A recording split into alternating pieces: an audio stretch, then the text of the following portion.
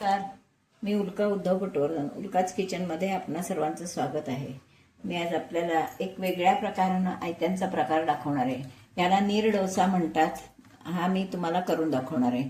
तर त्याच्यासाठी हे मी चांगले 8-10 तास तांदूळ भिजवून ठेवलेले हे आहेत. हे तांदूळ जुने, शक्यतो या प्रकाराला जुने तांदूळ वापरायचे, म्हणजे आपला आयचा किंवा आपला डोसा छान होतो.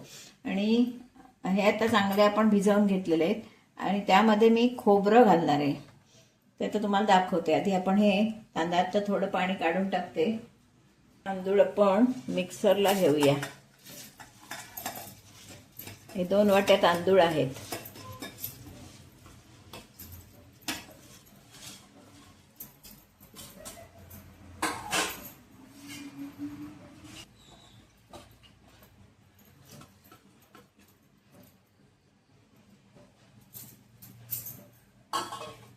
त्यामध्ये आता हे 1 वाटी, मी छोटी 1 वाटी खोबरं घालणार आहे.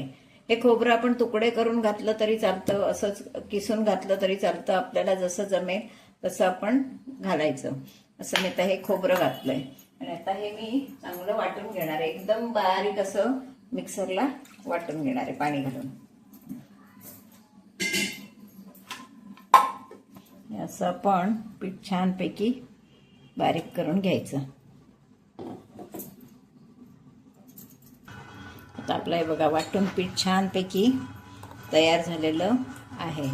आता आपण ह्यामध्ये चवी पुरेसं मीठ घालणार आहोत. फक्त डोसे काहीही म्हणा, नीर डोसा म्हटलं तरी चालेल.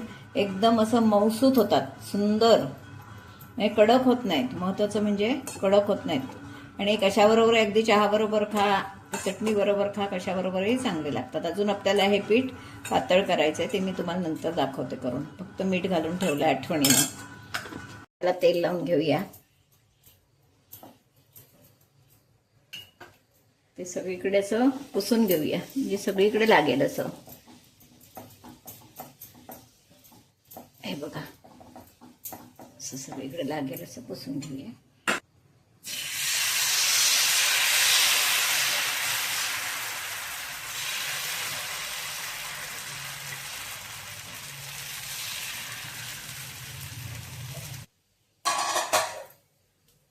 पांढरा स्वच्छ आणि सुंदर असा आपला आयता दिसतोय तो नीर डोसा.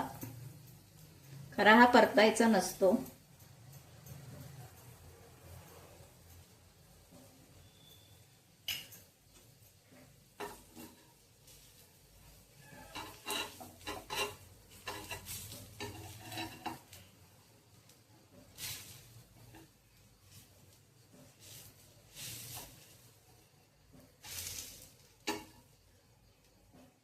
परतून घेणार आहे पण एकदा.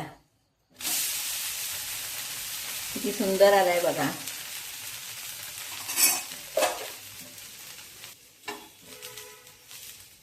हा बघा किती सुंदर, एकदम कागदासारखा असा पातळ आपला हा आलेला आहे. आता आपण हा जाळीवर टाकून घेतलाय. असाच आपण दुसरा घालूया आणि 1-2 आहेत ते करून घेऊया.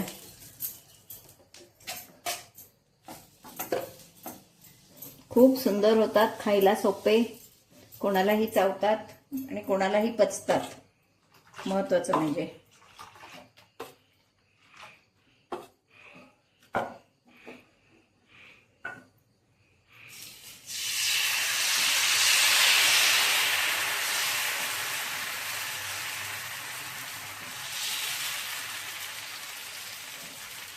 विस्तव लागत नाही म्हणून कडेला घालायचं. थोडं धाडस होत नाही.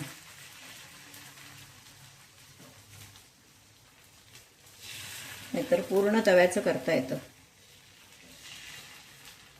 त्याच्यावर झाकण ठेवता येणार नाही. हे तर परतणार नाही, असाच काढणार आहे. असं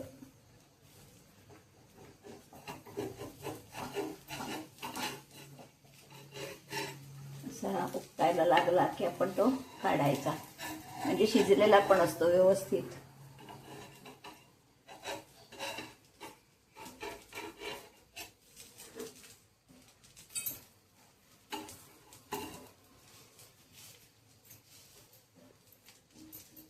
परतणार नाही, असाच काढणार आहे. हा बघा, सुंदर आपला आयता नीर डोसा, किती सुंदर असं जाळीदार. हा बघा किती सुंदर काढलेला दाखवते तुम्हाला. हा बघा किती सुंदर जाळीदार आणि पांढरा स्वच्छ.